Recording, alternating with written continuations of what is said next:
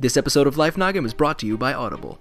Hey there, welcome to Life Noggin. Thanks to this wonderful thing called the internet, you are watching this video right now.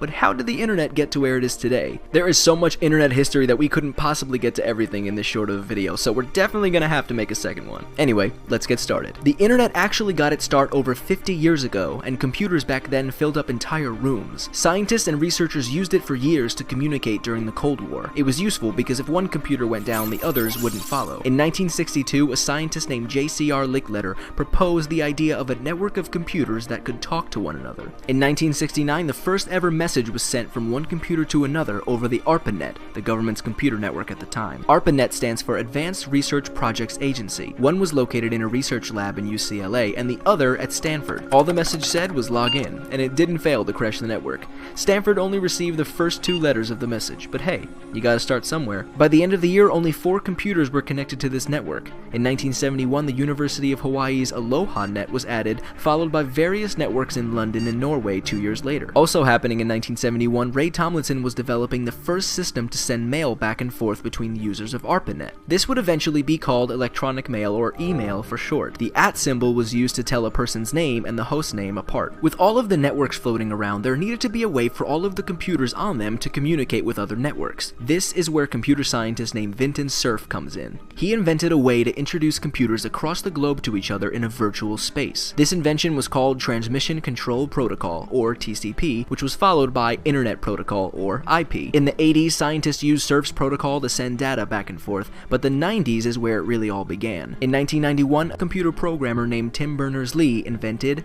the World Wide Web. This wasn't just a data sharing space for scientists anymore, this was an entire network of information that was accessible to anyone with an internet connection. You're using a browser right now to watch this video, and some of the popular ones are Firefox, Google Chrome, and Safari, but in 1992, Urwise was created. Urwise was an internet browser and the first to have a graphical interface. A few browsers came before and after, but in 1993, Mosaic was created, and it would popularize surfing the web. Mosaic influenced many of the browsers to follow, including Netscape Navigator in 1994. This became the most popular web browser at the time, accounting for 90% of the web usage in 1995. In the early 90s, companies like AOL and CompuServe were starting to provide dial-up internet access. Dial-up is a method of connecting to the internet via a telephone line. Your telephone line was plugged into a modem and the other end was plugged into the phone jack. There was a period in history where you couldn't use your telephone and the internet at the same time. Without the internet, we obviously wouldn't have things like Facebook, Twitter, and YouTube, but way more importantly, we wouldn't be able to access information in seconds. We wouldn't be able to communicate with people from around the world, share ideas, and educate those who might not get a chance elsewhere. Also, without the internet, I'd actually have to talk to someone when I order a pizza, which, by the way, was the first thing ever purchased on the internet.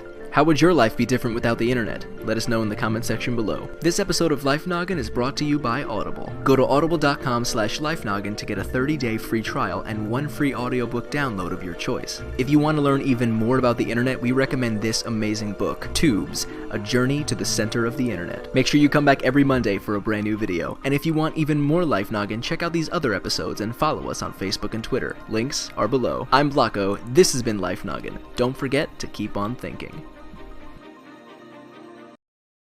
抖音